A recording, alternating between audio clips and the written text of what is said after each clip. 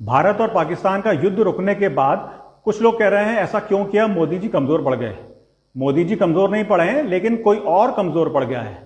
कमजोर पड़ गए हैं उनके वो सपोर्टर्स जो आज उनसे सवाल पूछ रहे हैं कि ऐसा निर्णय क्यों लिया। जो इंसान मेहनत करके वहां तक पहुंचा है, हमसे ज्यादा काबिल है, ये सब जानते हैं। आज हम उसी से सवाल पूछ रहे हैं कि ऐसा निर्णय क्यों ले रहे हो। जिस आदमी ने आर्टिकल 370 खत्म कर दिया, 500 साल पुराना राम मंदिर बना के दे दिया, हर देशवासी का बैंक अकाउंट खुला दिया और हजारों सैकड़ों ऐसे काम करा दिए जो आज तक कभी हो ही नहीं पाए थे। आज अगर वो इंसान कुछ निर्णय ले रहा है तो उनके सपोर्टर्स ही उनसे पलट के पूछते हैं ऐसा क्यों कर रहे हो। जब मोदी जी ने 500 साल पुराना राम मंदिर बनाया था, उन्होंने कहा था मुझे लोकसभा में 400 सीट दिला दो। हम सपोर्टर्स ने उनकी सरकार को माइनॉरिटी में कर दिया। कमजोर कौन पड़ा? कमजोर हम पड़े, मोदी जी कमजोर नहीं पड़े। और उस समय मोदी जी ने भी वो नाराजगी हमारे पे नहीं दिखाई थी जैसे आज हम में से कई लोग मोदी जी पर नाराजगी दिखा रहे हैं।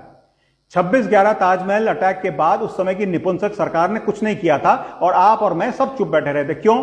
क्योंकि उस समय की सरकार सोशल मीडिया पे नहीं थी, ट्विटर पे थी नहीं। ये मोदी जी हैं जिन्होंने अपनी सरकार की हर बात ट्विटर पर बोलनी शुरू करी। उन्होंने हमें बोलने की ताकत दी। पॉलिटिकल लाइफ में यही प्रॉब्लम है, आप जिसको बोलने की ताकत देते हैं पलट के वही आपको सुनाने लगता है। जैसे कि आज मोदी जी के कई सपोर्टर्स उनसे सवाल पूछ रहे हैं।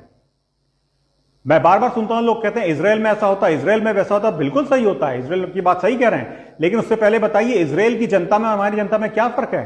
बहुत बड़ा फर्क है। इजराइल के हर परिवार में एक आदमी फौज में होता है। आप में से और मुझ में कितने लोग अपने बच्चों से कहते हैं बचपन से कि फौज में जाना है, जाना है, जाना है। अगर किसी कारण से रिजेक्ट हो गया अलग बात है, लेकिन जाना है, जाना है, जाना है। नहीं, हम अपने बच्चों से कहते हैं आईआईटी कर लो, नीट कर लो, सीए कर लो, वकील बन लो, कुछ कर लो, अच्छी जिंदगी जियो, लाइफ को एंजॉय करो, ये जिंदगी ना मिलेगी दोबारा, ब्ला ब्ला ब्ला। क्या हम इजराइल की जनता की तरह हैं जो हम एक्सपेक्ट करते हैं कि हमारी सरकार और हमारी फौज इजराइल की तरह हो? हमारी फौज दुनिया की सबसे अच्छी फौज है, बहुत अच्छी सरकार मिली है, लेकिन शायद हम कमजोर हैं।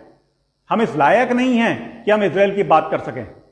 अपने बच्चों को फौज में भेजेंगे आप? जब अगर पाकिस्तान ऑक्युपाइड कश्मीर में फौज जाती है तो आपको क्या लगता है वहां के लोग स्वागत करेंगे? वो कश्मीर जो हमारे पास 75 साल से है, वहां जब हमारी आर्मी को ऑपरेशन करती है तो वहां के कश्मीरी लोग उन पर पत्थर मारा करते थे।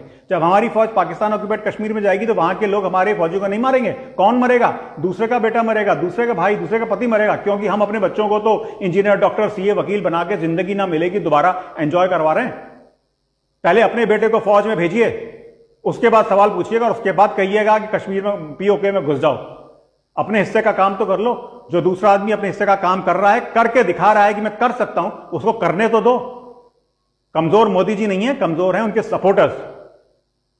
I stand by my prime minister, I stand by my government. मुझे विश्वास है कि मेरे प्रधानमंत्री और सरकार ने जो निर्णय लिया है वो भारत के लिए अच्छा ही होगा। भारत के हित